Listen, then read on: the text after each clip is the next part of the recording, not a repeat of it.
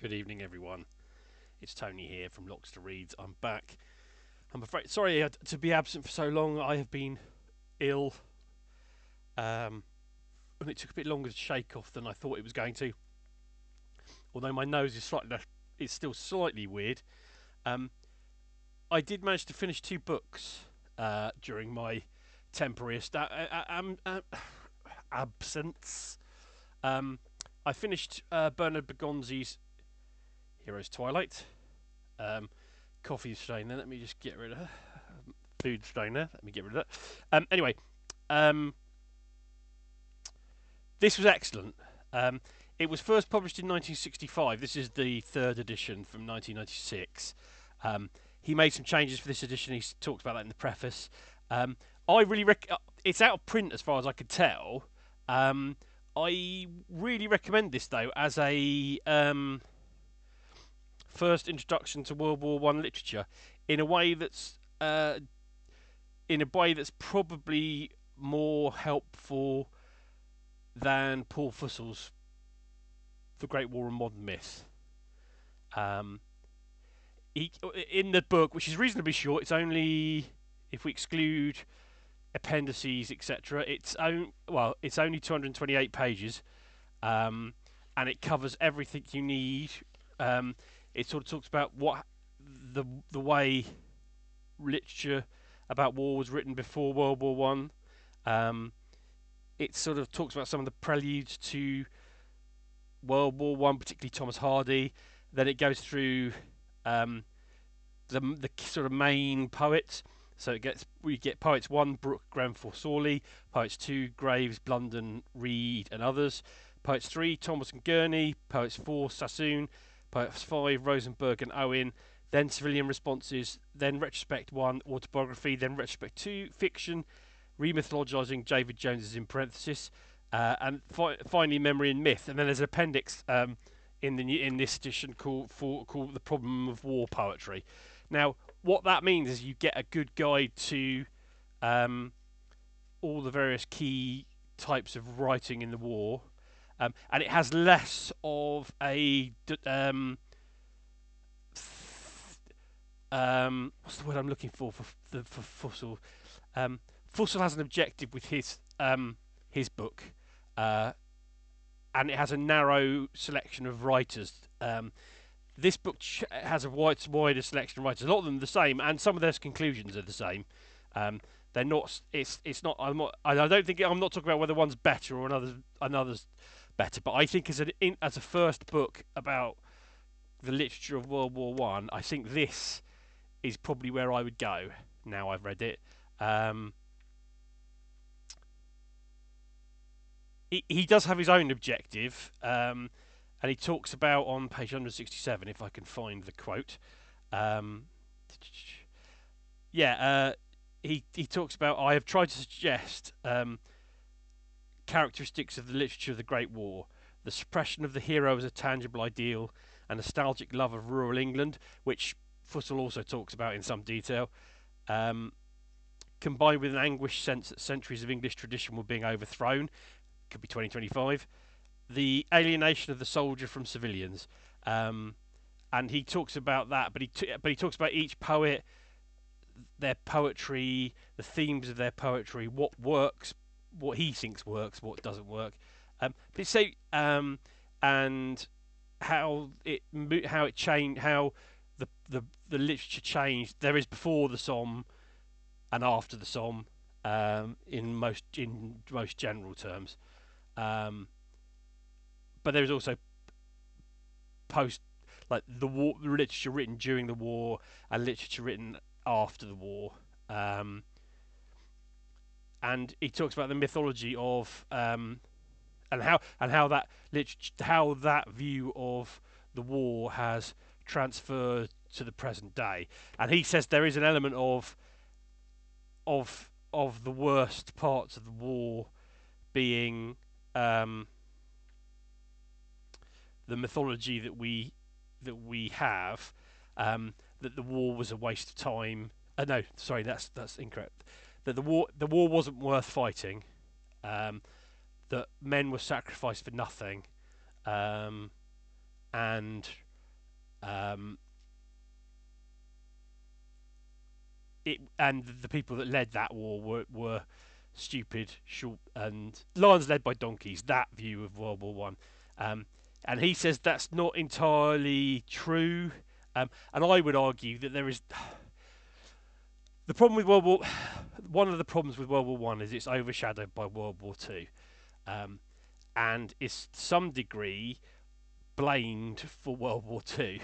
The peace treaty, the Versailles Treaty, is seen as one of the seeds for Germany's discontent, and the rise of Hitler, and the untidy aspects of that treaty led to World War Two, and that Britain didn't need to fight, and that once we did, we were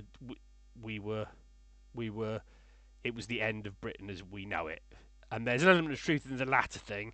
We went from being the world's biggest creditor nation to being the world's biggest debtor nation in World War One.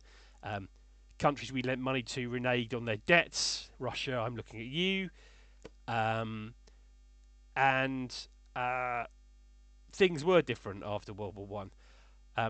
But I think you have to face the fact that it would have been impossible for any British government to let the Germans win World War One. British foreign policy forever has been to prevent one country controlling mainland Europe, because it threatens us, because you don't want one country in control of all the channel ports. And we would have had to fight, whether we wanted to or not. And I would venture to suggest that that if the Germans had won, their peace treaty would have been as bad, if not worse, than the Versailles Treaty. You only have to look at what they imposed on the Russians at Brest-Litovsk to see what kind of peace treaty would have come from a German victory in World War One. Now we have the advantage. We have an eye. I mean, there was bombing in World War One, but not to the degree there was in World War Two. But we were protected by the Channel. We're an island. The Germans can't walk over into our country like they could Belgium and Luxembourg and France.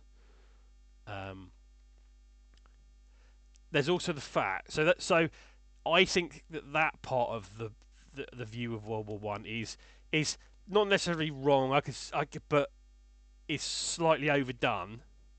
And I think also because of the moral certainty that there is in the fight, World War Two fight, the morality of World War One doesn't look the same, and the propaganda created about German war crimes in World War One, but there were some, but there weren't things. Stories were made up, and that again undermined how the war was seen. People felt they were led into things under false pretenses. Iraq War, I'm looking at you, and that makes people cynical. I don't know, and so I think there's an argument to be had that World War One was as an essential war as World War Two, and that we had to fight it, and that a German victory would have probably not been a good thing for anyone.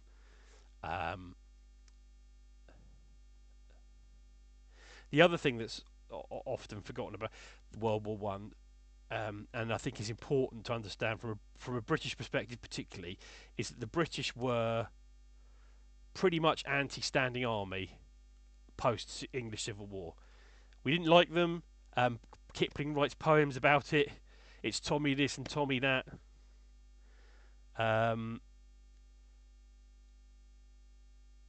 And so World War One is the first time you have and the British Army pre-war, we didn't have conscription, unlike a lot of the continental countries. Our army was small and professional. We relied mostly on our navy to get things done, and our army was small, professional, and scattered all over the globe. So to raise an army on the scale of the French and the Russians and the Germans, we had to. Well, initially it was volunteers and territorial regiments and militia, but in the end it had to be conscription, and we've never had a citizen army that large, and we've never had one go abroad. Um, and it was much more of a cultural. It had much more of a cultural impact on us, I think, um, than on continental Europe, which is why it's such a. It hangs over our culture in a way that even World War Two doesn't. World War Two, we hang our colours on as well, the greatest generation and moral certainty, but a lot of our mythology about who we are is built on World War One. Um, So, and some of that is talked about in this book. So I recommend this book if you can find a copy. And if somebody out there can get it back into print again, I think it's worth doing. Maybe with an introduction from a modern historian who has things to say. They might not agree with me because I'm only an amateur on these things. But yeah, so I really genuinely recommend that. And then I finished the Penguin Book of Shorts First World War short stories. I only had about when I last updated you. I only had about where did I got to? Yeah, I had 8 stories left to go. So I read Nobody by Hugh Walpole, Once a Hero by Harold Brighouse, The Fly by Catherine Mansfield, The Casualty List by Winifred Holtby, Christmas Truce by Robert Graves, The First Year of My Life by Muriel Spark, Company by Robert Grossmith, and Evermore by Julian Barnes. Um, Now, this collection is great. I recommend it. If you're interested in World War One, I suggest you buy it. I think there's the only 2 stories I didn't enjoy were Once a Hero by Harold Brighouse and Company by Robert Grossmith. But that's, I think, because I thought they were tonally a bit off. Um, they were and they didn't quite fit the rest of the book. They're not terrible stories. They're not bad stories. They're just not. I just didn't think they were quite up to the standards of the rest of them. My favourite story. There are some great stories in there. Some of which are the first things I've ever read by these writers. Winifred Holtby's The Casualty List is fantastic, and that's the first thing I've read by Winifred Holtby, who I only know through Vera Brittain. She was a very close friend of Vera Brittain's. The Fly by Catherine Mansfield is very good. Slightly weird, but very good. Julian Barnes' story Evermore, I recommend that. That's a good story too. The First Year of My Life by Muriel Spark. It's a very comic sort of odd story, but it kind of worked in a way that Robert Grossmith's and Harold Brighouse's didn't for me. The Hugh Walpole story, Nobody, is very good. Miss Ogilvy Finds Herself by Radcliffe Hall was very good. Tickets Please by D.H. Lawrence was strange but good. Them Others by Stacey Aumonier is probably my favourite of the lot. Actually, Blind by Mary Borden, but I'd read that before because it's put in her book. What's it called? Zone, the something zone. And obviously, I love His Last Bow by Arthur Conan Doyle, but I never really counted that because it's a Sherlock Holmes story, and I'd read it before. And it seems a bit churlish to make it the best story in the collection, when it probably wasn't, because it's more of a sort of light-hearted story in its way. I mean, it has a serious ending of sorts. Mary Postgate by Roger Kipling, that was a strong but slightly strange story. There's a lot of them that take a sort of twist of sorts. The twist in the Radcliffe Hall story is the most drastic. As I said when I talked about it, it reminded me in some ways of Lolly Willow's, but not quite the same kind of twist. But a similar sort of sudden, where's this going? Twist. Evermore, Julian Barnes' story is very much a modern story. It's very much written from the point of view of the 21st century. I can't say anything more. I would say there's for me, as in my own personal opinion, there's only two that I didn't enjoy. There's a number of those writers that I now want to read more books, more work by, even if it's short stories, um, or novels. Um, and I just recommend it as it's a very good collection of very interesting stories. So having finished though, one of the things I've realised in this during this reading event is that I made the mistake of trying to read too many things at the same time. I think for next year's Remembrance Reads, I think I will limit myself to um, a poetry book and another book until I finish those books, and then I'll move on to another book. Trying to read them in bits and pieces is not, I do think, ideal. I started, and I've read about 55 pages of Blindfolded Alone, um, which is British military executions in the Great War, which is a very professional look at something that is very controversial. The first sections are all about the sort of history and development of military law as a thing, and why military law is different to civilian law, and why you get shot for things that might seem harsh but are kind of essential to the maintenance of military discipline. Although the fact that I think there were almost no military executions in the British Army in the Second World War suggests it isn't entirely essential, but that was a different war. So I'll see if this book says anything about this. I'm on the chapter I'm on at the moment is mental health in Britain in 1914, and some of the things it says in there I'm not entirely sure are actually correct. It says that there wasn't there was no way to house the criminally insane at that time. But I'm sure Broadmoor opened in the Victorian era, and that, unless that was just a general asylum at the time. I am going to dig into it because there were a few things in there that I felt a bit uncomfortable with as entirely accurate. But as I said, I'm an amateur, so I am until I find evidence otherwise, I would have to assume they are correct. So that's where we are. So apologies for the long absence. This is actually day 20, even though it's day 25 of Remembrance Reads. I've read 7 books so far in November, which are Heroes Twilight, The Penguin Book of First World War Stories, The Great War of Modern Memory, A Farewell to Arms, in parenthesis, Hearing Secret Harmonies, and the collected poems of Isaac Rosenberg.